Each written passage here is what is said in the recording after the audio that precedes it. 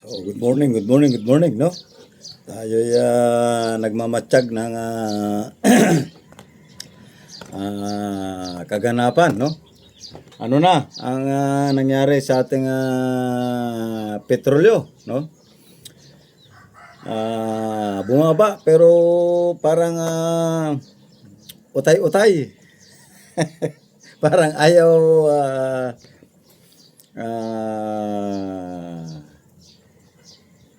pinipigilan nila yung pagbaba ng presyo ng petrolyo, no?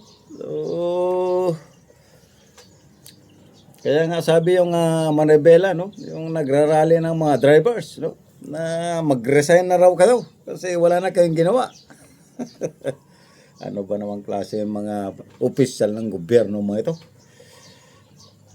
Talagang nakakaasiwa na ang inyong mga pinagagawa, Madam and Sir. No, kung hindi nyo kayang pababain yung presyo ng petrolyo, no. So magandang umaga sa inyo lahat.